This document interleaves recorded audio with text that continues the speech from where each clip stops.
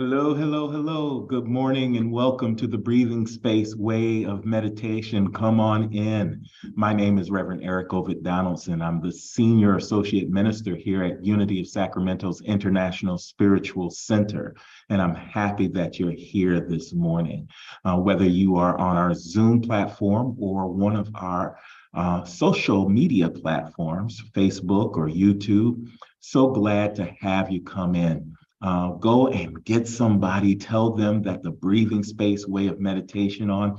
If you have trouble meditating, guess what? It is so much easier when you do it collectively, when you do it together, and it will put you in a position where you will feel more comfortable doing it all by yourself. A little bit about Unity of Sacramento. We are associates of Unity Worldwide Ministries and Unity World Headquarters. Both of those organizations are located at Unity Village, Missouri. And we are also a part of the Association for Global New Thought, AGENT or AGNT. This is an organization of organizations that are dedicated to God-guided and spirit-led social change through a new thought, way, and lens. We're also part of the Agape communities, which are a group of centers, spiritual centers around the world that are dedicated to these ancient wisdom teachings, mostly known as New Thought. So a little bit about breathing space. Breathing space way of meditation is done through this book called Breathing Space, a 52-week meditation journal for centered, soulful, and successful living that is authored by the senior minister of Unity of Sacramento, Kevin Cottrell Ross, and yours truly. And we have worked so well with this book. It has helped people, whether they are beginners at meditation or if they are seasoned in meditation. The way we do it is simple, but profound, I think, if I can humbly say so, in my opinion. What we do is we work together on Sundays at 9 a.m. with a message, a short message, and we follow that with a guided meditation. But it doesn't stop there, because after the guided meditation, you have an opportunity to reflect on a question that is on the very next page of each meditation. And then through the course of the week, you can get some journaling done. Not a lot, but enough to keep you mindful of the message and the meditation that you had that took place on Sunday at 9 Pacific time. On Monday, you can journal about a question prompt regarding the center of the meditation. The next day, you can meditate and journal about the call that is within the meditation. The following day, you can meditate and journal about the challenge to yourself within the meditation. The following day, you can talk about the clarity that comes from the meditation. The next day, talk about the comfort. You can journal about and reflect on the comfort that comes out of the meditation. And then finally, the final day, the sixth day or the seventh day, as it were, you can talk about and journal about and reflect on and introspect on the change that comes out of the meditation. And before you know it, you're back here on Sunday again at 9 a.m. for another new meditation that we get to do together. It is a powerful way to deepen your practice of meditation. And so without further ado, let's not waste another minute. All eternity lies within it. We are going to go to page 181 today, 181 in your book. If you don't have your book, that's okay. You can still follow along, but you can get this book online at Amazon or Walmart.com or BarnesandNobles.com. and any other fine online retail outlet that you enjoy. All right, this is this is a wonderful, wonderful message.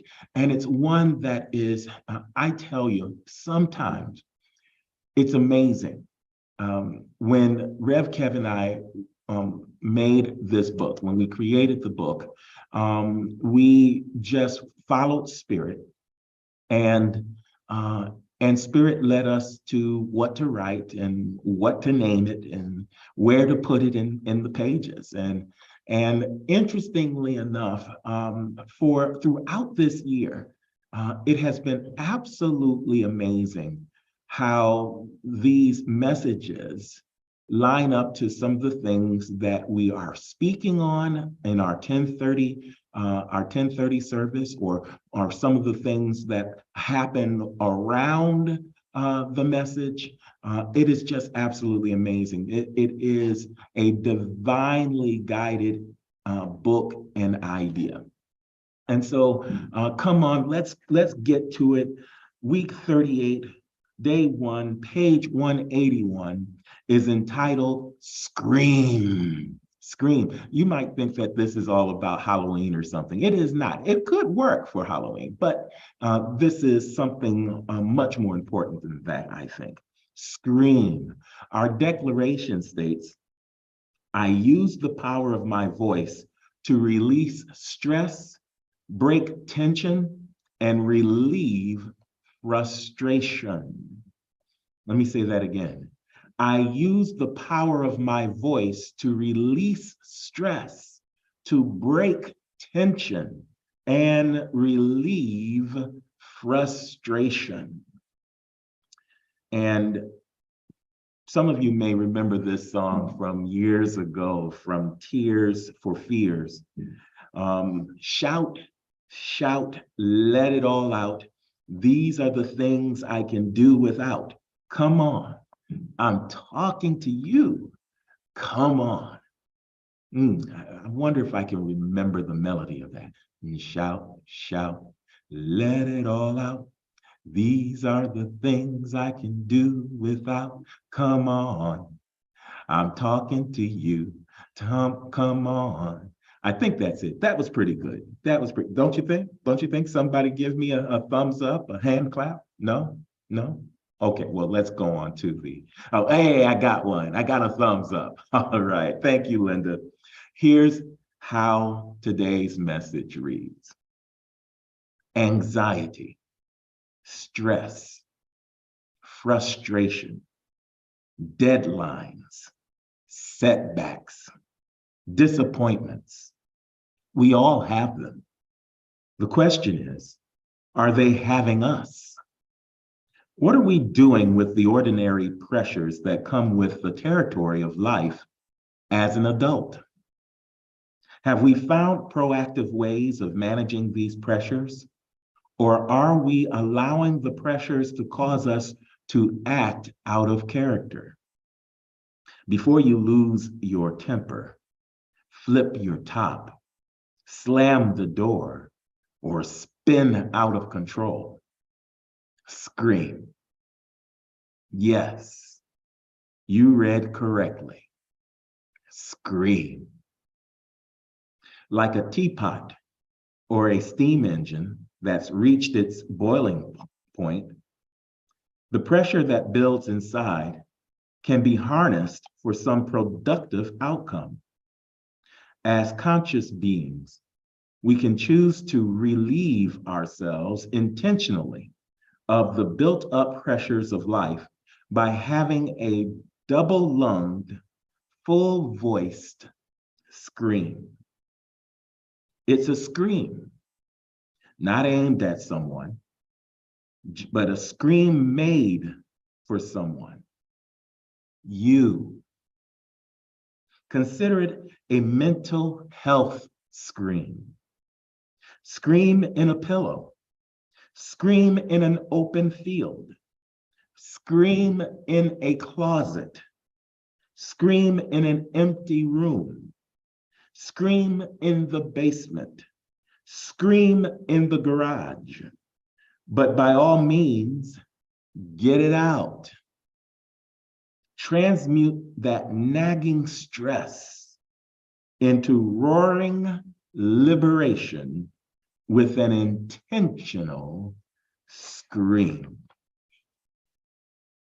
And our reflection question, let's start with that today on page 182. It simply asks, what pressures do you accumulate that could qualify you as a candidate for a big scream? Wow, I'm laughing, but we're really serious about this. I remember when this one was written, and um, and I said, wow, well, this is a little bit different than what you would normally see and hear in a book on meditation. But we got to remember that meditation is a practice, and there are many practices. And oftentimes what we do is we pick, we choose, but we choose one or the other. You get that? We choose one or the other. I think we tend to, as human beings, feel as though if you choose one, then you must dispose of the other. And it's okay to choose one. I'm not saying that there's anything wrong with choosing one and leaving the other alone. But because we are so inclined to see duality in our lives, either this or that, either or, neither nor, that sort of thing. Because we see opposites, we feel as though we have to choose one and we have to stick with one, when that might not be the case. Sometimes it's quite appropriate to do a this and that. You get that? A this and that. To say, I choose both. I choose this one for this purpose, for this reason, for this cause. And I choose that one whenever I have this going on in my life, whenever I need this type of result, and whenever I want to meet this type of end result, of this and of that. And so that's an important piece to remember when we start into this particular message today. That sometimes it's important to have a way to let it all out. And one way to let it all out, as Tears for Fears told us and showed us, is to shout, is to scream, is to just let it go, rather than to have everything bubble up into a boiling point, and then suddenly it affect your health, your well-being. You blow a fuse, you bust a lid, you flip your lid, you crack under pressure, you break down, all of those things. And so I want to tell you a story of something that just happened. I'm mentioning that it was amazing how these things just, these wonderful lessons and messages just tie into things that happen in my life, at least, but certainly things that happen around the church and in the messaging that is prepared for the lesson sermon on a Sunday, the whole 9 yards. It just aligns so beautifully. And so Saturday, was the blessing of our pets and animals here at Unity of Sacramento. It was absolutely adorable. It was amazing. It's so wonderful to see how our pets just bring and add zip, zest, vitality, love, loyalty, and joy into our lives. But before we got started blessing the animals, there was a young lady in our parking lot, and she was sitting on the curb closer to Folsom Boulevard. And we looked up, we couldn't see her because she was sitting down on the curb, and there were some things that were in the way. We really couldn't see her there. But we heard her scream. It was a loud bellow. But because she was farther away from us, she was closer to the traffic that was going back and forth on Folsom Boulevard, we couldn't locate where the scream was coming from. It seemed as if the traffic was taking the sound and blending the sound with the cars going by. And so we couldn't tell if it was over there or over there. It seemed to be far that way, but we couldn't see anybody. And so we thought, maybe that's happening beyond the train tracks across Folsom Boulevard, for there are some encampments over there. People who are unhoused right now, and they are doing the very best they can. Oftentimes we have things for them. We give them clothes through a gentleman by the name of Swiss that we've allowed to come and bless them with clothes and with warm coats and socks and things of that nature. And we do that from time to time. And then we hope that there are some that we can help when we do our winter sanctuary this coming February 2023. And that's when we open our friendship hall for a week, a full week, in the middle of the evening and the night, so that on the coldest days of Sacramento, our unhoused people will have an opportunity to have a warm place to stay. And so we're looking for this shout. We all heard it. We just didn't know where it was coming from. And then someone saw the young lady on the ground, just stooped on the curb. And she was screaming. She let out another curdling scream. And then she shook her head and screamed. And then she laid on the ground and screamed. And then she got up and screamed. And then she started walking and screamed. And then she wasn't in a good space. Let's just put it that way. She screamed all the way out of our sights. We called the sheriff. We called the sheriff. And we called the sheriff not because she was a nuisance. We called the sheriff because we were afraid that she might be of harm to herself. She was in tremendous distress. She was certainly at that boiling point that our message talks about. So we made certain that the sheriff was aware that this was a person that was in distress. This was a person that may be of harm to herself, that she wasn't any harm to us, so that it could be handled well.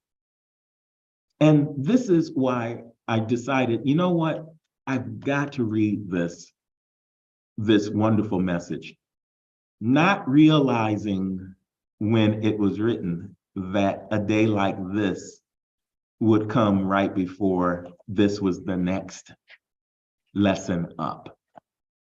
See how it all comes together in divine order.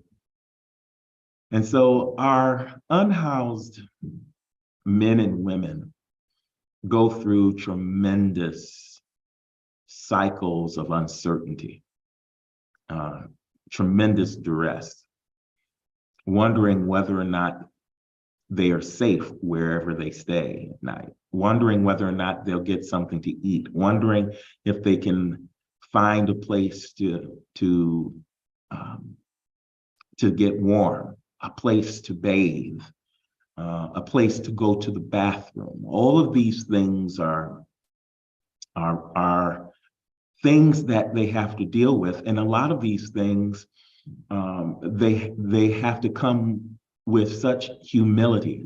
It's not like they can just walk in and ask to use the bathroom at the gas station or at Starbucks or something of that nature. Many of them are unshaven. Many of them are smelling. Many of them have been in their cars forever. Many of them have been around others that, quite frankly, may or may not have COVID or may have viruses, other viruses that they can catch. Many, the monkey virus, there was one person who actually came into our church, and we had to bless him and ask him to leave because he had monkeypox. It was on his face. And so we told him that we couldn't help him, but to please go to a hospital, get to a hospital, an emergency room, and find some treatment for his monkeypox. That happened not long ago. And so there's a lot to be stressed about. There's a lot to have anxiety over.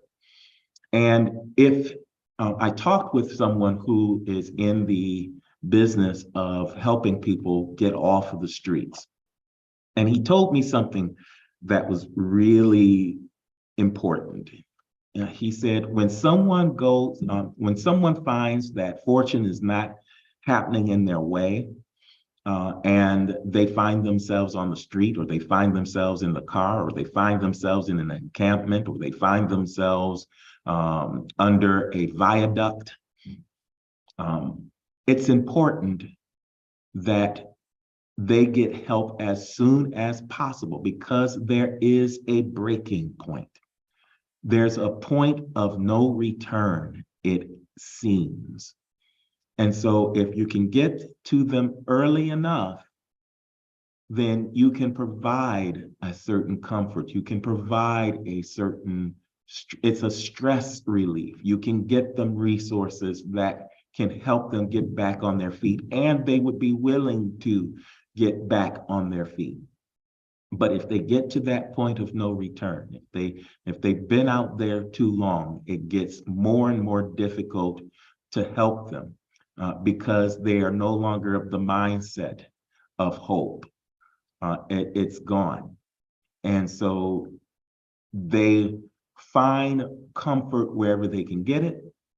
And oftentimes they get it in the encampment. They get it because what possessions they have, they found a way to protect it.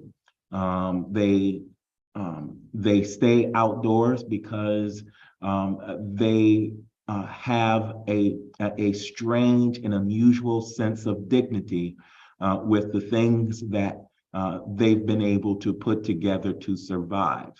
And oftentimes, if there is a place for them to stay, they have to release and let go of those things as a criteria of staying in those warm places, in those places that are set up for them. I want you to really hear this. It's so important for us to understand that it's not that they don't want the help. It's just that they realize that the help is temporary.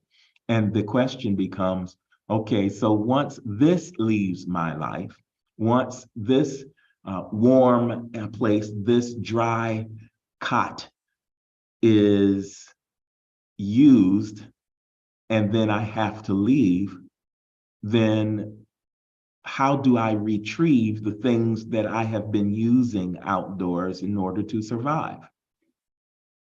And so some often decline going to a winter sanctuary, going to a place where they can't stay close to those things, bikes and other things that help them to survive. And they are at that point of seeming no return. And so what do they do? From that point, it's a mental game as well, because when all hope is lost, when all uncertainty and everything is done with uncertainty, when the stress levels are high, when anxiety reigns, now your mental state is affected. And it is something that makes it so much harder to get help and for them to receive help. And so I believe that the young lady that we saw was dealing with that. She seemed to be unhoused. She didn't have any place to go. She screamed in order to stay sane, although her sanity was fast leaving her. So we called for help. And hopefully the sheriff was able to get her some help. So screaming can help you deal, help you cope on many levels, help you keep what you have mentally and emotionally. But it also can be that cry for help that often is unheard until the scream comes. Take a deep breath right now. I'm happy that she screamed because oftentimes we don't know, we don't see what people are going through. Just like we couldn't see her. Now, we couldn't see her physically because she was low to the ground and we were looking up wondering where the scream was coming from. But in a very real way, there are people who are going through things and we don't even realize the stress that they are going through and growing through in the moment until something comes out, something comes forth, until the scream is let out, until the tear comes out. And so it's important that it's expressed in this way, as opposed to other ways that our anxieties and our stress and our anger and our angst is released. Unfortunately, this week, another active shooter and another mass killing occurred. This time it wasn't many people, but one person is too much. It happened in Virginia. It happened in Virginia on a bus, on a college campus, and 3 football players lost their lives because of an active shooter. And this is someone that they knew. This was a fellow student at the college, a student who was trying to deal with making the grade, perhaps dealing with paying for the tuition, perhaps dealing with things throughout his life that we never heard. And I want you to hear this. Before this active shooter began shooting, he said to those that he held hostage with his gun that everybody was always picking, you were always picking on me. You are always picking on me. When the reality was, he didn't say a word. No one said a word to him. Everybody thought he was okay, so they just left him alone. No one asked him, hey, you doing okay? Hey, you doing all right? And he seemed to be fine. Nobody was picking on him, but in his mind, someone was picking on him, and it ate away at him until he felt that he had to let it out. He didn't scream. He didn't scream. He shot at people, and people lost their lives. What would we rather have? We would rather have everyone happy, healthy, whole. It's one of the reasons why we meditate. We go that route so that we can understand the truth in any given situation and not buying into the appearances, to know that this universe is conspiring for our good, and we want to keep ourselves open and receptive and hopeful and filled with faith, so we can get through the day today, so that we can know that we can make it and we can help others make it as well. It's why we meditate, so that we can stay balanced, so that we can stay aligned, so that we can stay centered. But in those moments that we can't get centered, those moments that we can't stay still, the moments that our minds are rampant with thoughts that are not for our highest good and greatest joy, how do we break it? How do we break the duress? How do we break the distress? How do we break the hurt, the anger? How do we put ourselves in position where we can receive the help? Sometimes we're too embarrassed. Sometimes our dignity is shattered, and we don't know how to express what's going on for us. And so we suffer in the silence until we get to a point of no return. And we not only hurt ourselves, but we hurt others as well.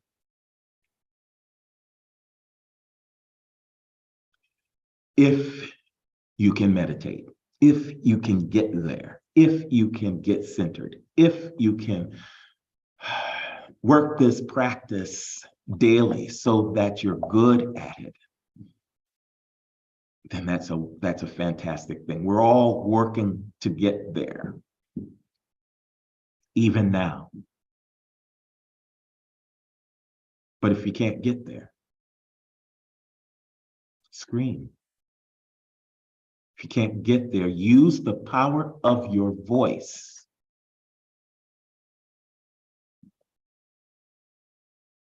to not only get the stress off,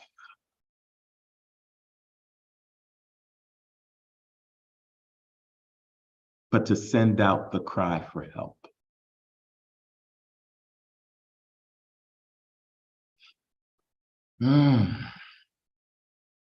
Our declaration says, I use the power of my voice to release stress, break tension, and relieve frustration, and to call for help. Sometimes you don't have the words, but the scream says it all about where you are, about what's up for you.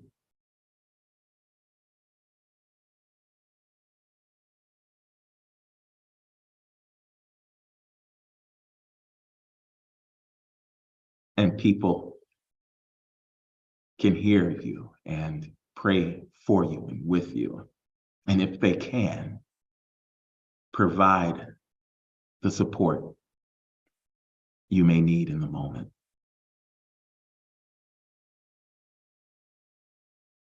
And so, not either or. You're no less a beautiful child of God If screams are where you are and what you have to do in order to get to the next place in space,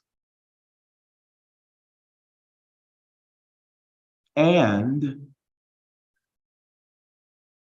allowing yourself to get to a space, getting to a space of calm and collectedness and ease and peace is a step toward experiencing the safety, the protection, the security, the love, and the joy, and the support, and the source, and the resources that await you. Don't lose hope. Scream if you must. And then work your way toward meditation, so that you may be at peace no matter what befalls you, beloved.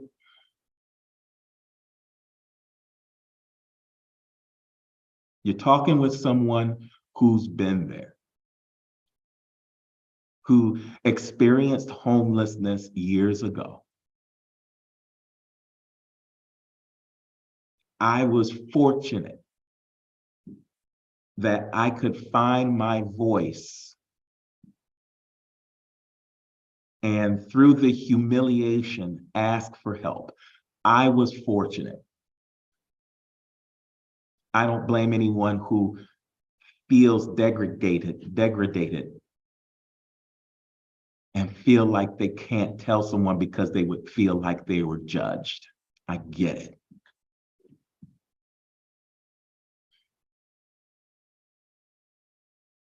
I was fortunate. I had a spiritual community that I could go. I kept going to church. I had just enough money in my pocket, just enough tokens to get on the L train and get to 11901 Ashland Avenue, Christ Universal Temple. And I got help,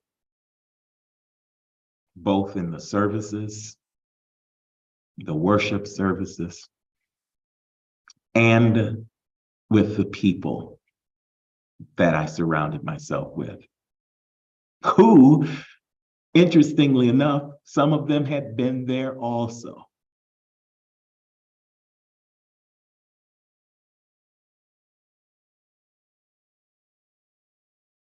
That was years ago. And I'm so grateful for the way that I could use my voice. And I want you to hear this piece as well. There were moments where I screamed too. Sometimes I screamed so hard and I sung as I screamed, because I was determined to break the tension and to break those thoughts that were going through my mind that I would not make it.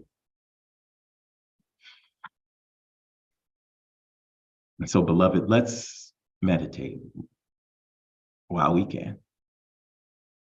And know in this meditation that God is the help and the source of our supply. Wherever you are right now, just take a moment to take a deep breath and know that whatever you are going through, and I know there are some of you that are listening to this that are going through a thing, whatever you're going through, know that God loves you. Know that you're going to make it.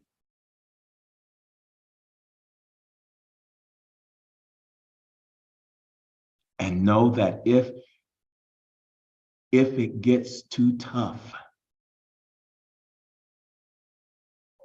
if it gets a little rough, if it gets a bit rugged for you, you can scream and no one is going to judge you. Not here. Go ahead and scream. Find that closet, find that space, find that field, find that parking lot. Go into the bathroom, find the pillow. Get it out. Break the tension. Catch your breath and go back to God.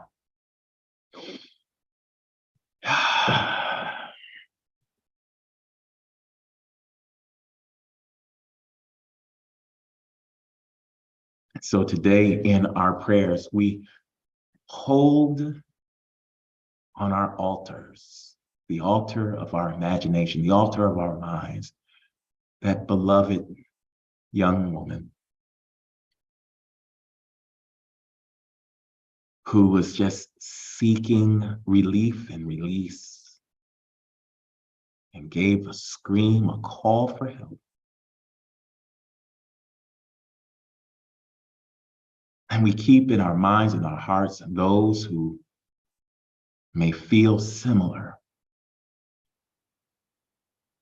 trying to make it day to day, trying to stay hopeful. Keep the faith. Trying to stay mindful rather than to be out of their minds. We hold them in the space this morning. The same space where we hold ourselves. But for the grace of God, go each one of us. We're so grateful that we have a spiritual community that we can come to. We're so grateful that we have a meditation practice that we can rely upon. We're so grateful that we have one another. And rather than to close the circle, we open our circle up this morning in our minds, in our hearts, in our prayers.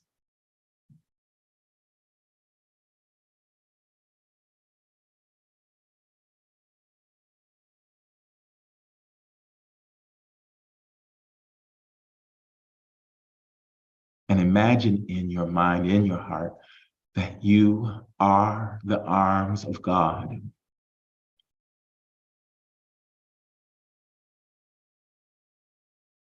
And in this circle of light and love, this virtual community of unity, envision yourself holding the unhoused, holding one another, hand to hand, heart to heart, shoulder to shoulder.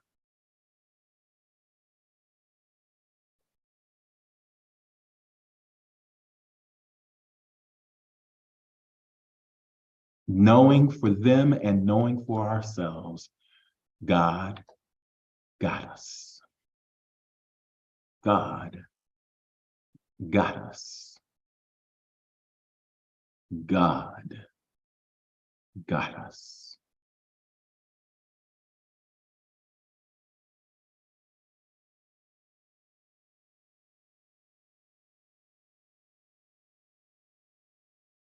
And feel the sense of warmth and wholeness and security and protection being restored right now.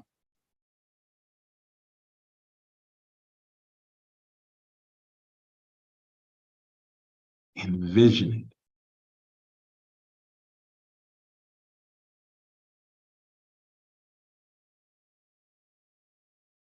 Feel the balance return, the equilibrium restored. No longer topsy-turvy. No longer crooked and rough, but now straight and smooth.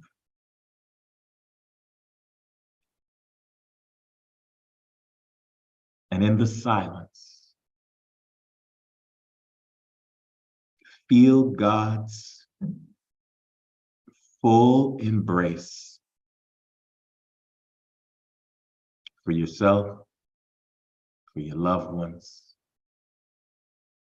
for your friends, for your family, for your son, for your daughter, for your aunts and uncles, for your mom and your father,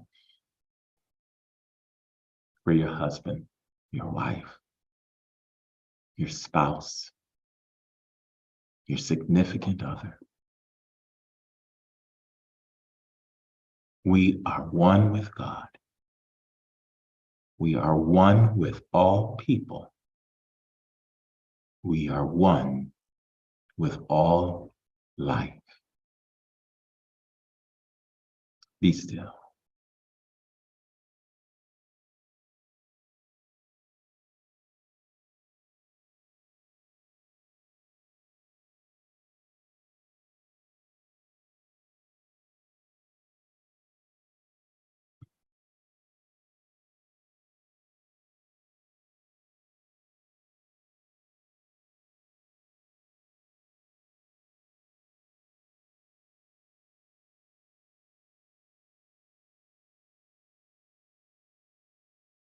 God's got you.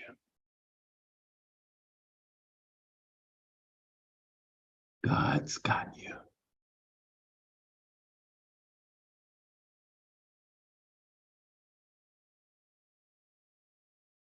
And now slowly come back into your body temple. Slowly open your eyes.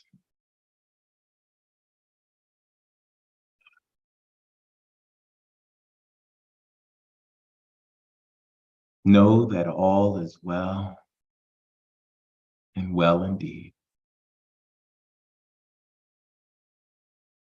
And give God thanks.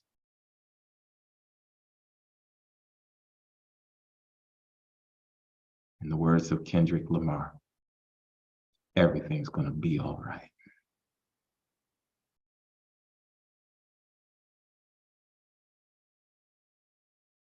So it is. Amen. Namaste. I hope that gave you some comfort, put something in your life at ease. If not, you know what to do. Continue to work on your meditation. But if you have to just clear the space first, feel free to scream. The time has come for the blessing of our tithes and our offerings. We're so happy that you are a part of this wonderful ministry. If you have ears to hear and eyes to see and a heart that is warm, not cold, then we consider you a part of this ministry, whether you are a member or just a recurring guest of Unity of Sacramento. We want your help. We want you to be a part. We want you to take ownership and be a force of good with us.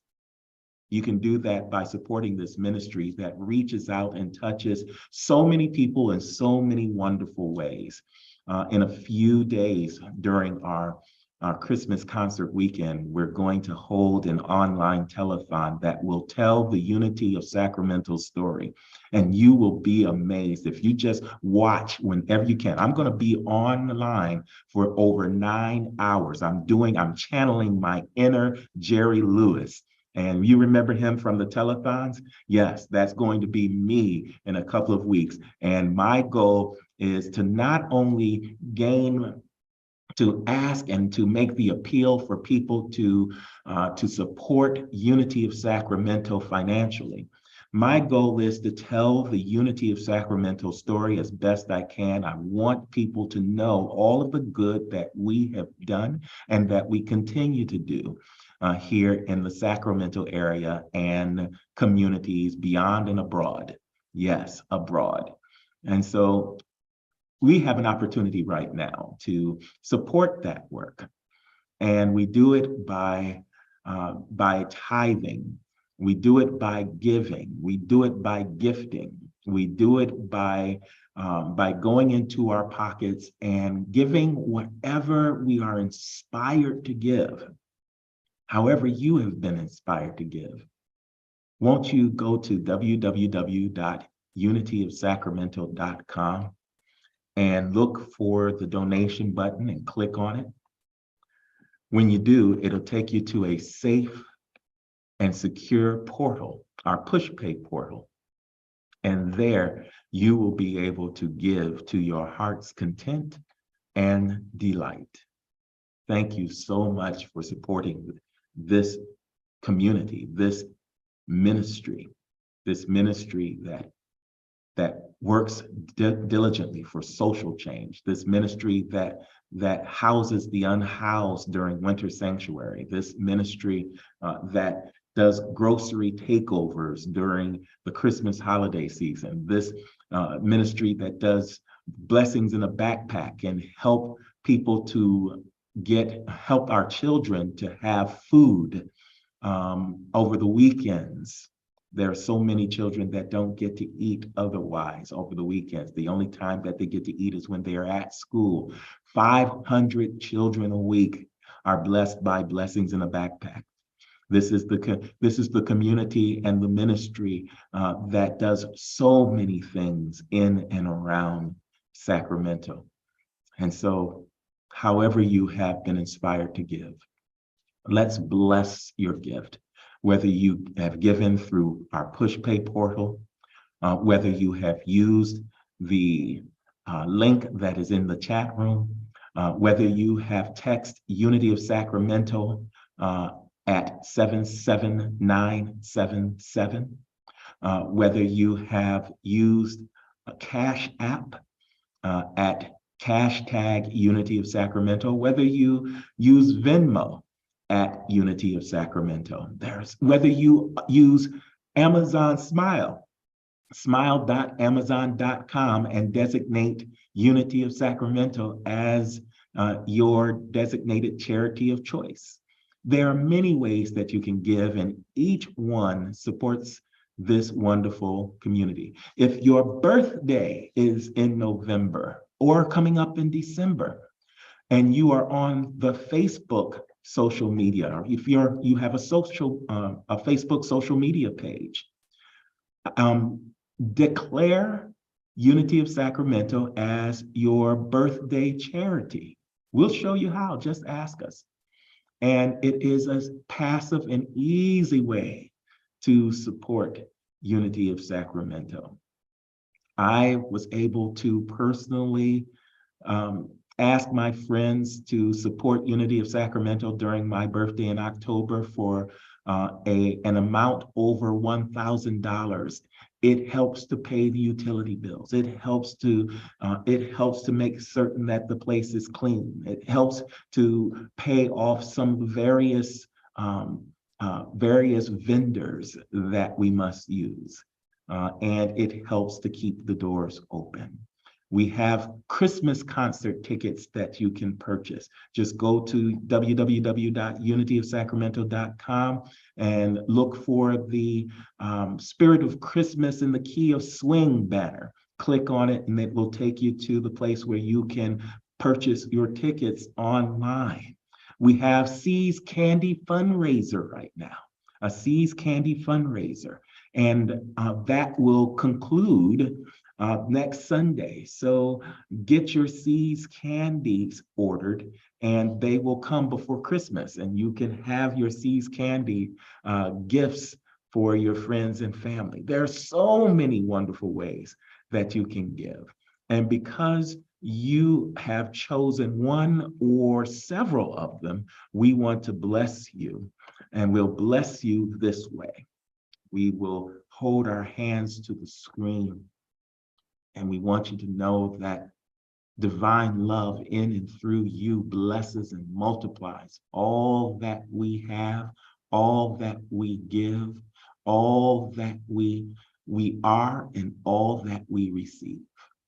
And we know that all is well and well indeed, and we are blessed and highly favored. And as we give, so shall we receive double portion, pressed down, shaken together, running over, and filled with good. Thank you, God. Thank you so much for so much. We see it so. So it is. So we are. And amen. We have a very special treat today for our 10:30 service, none other than the Rev Kev, Reverend Kevin Cottrell Ross will be giving us a beautiful presentation. I've already seen it twice, and you don't want to miss this one. It is the law of subtraction in the month of renunciation. He's going to show us how to use renunciation for our highest good. And that's at 10:30. Please come on in. We're open in person, or you can watch online. And now let's just take a moment to see if anybody wants to open their mics and their video cams and say hello to the beloved community. Who would like to say hi?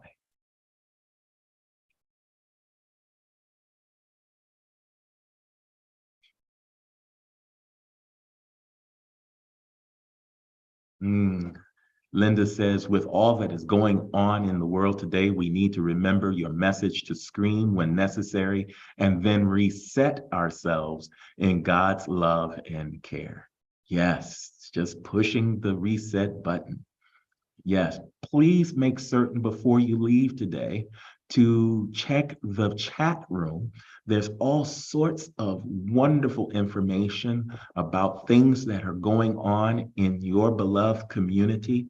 And we want to make certain that you don't miss anything. We are standing up all of our ministries again, and we're bringing life to the campus and our campus back to life. We need your help. We want your help. And as we get the help of those that rightfully so have been sheltering in place and making certain that they are safe, healthy, and well, we will be able to be at full throttle once again. And so thank you so much for all that you give. Thank you so much for being on this line. Thank you so much for sharing it with people. Thank you so much for all that you do for this community. And with that, know that the light of God surrounds you. The love of God enfolds you. The power of God protects you, and the presence of God watches over you. Wherever you are in time, place, space, situation, or circumstances, know that God is, and all is well. Peace and blessings, beloved. Until next time. Bye for now.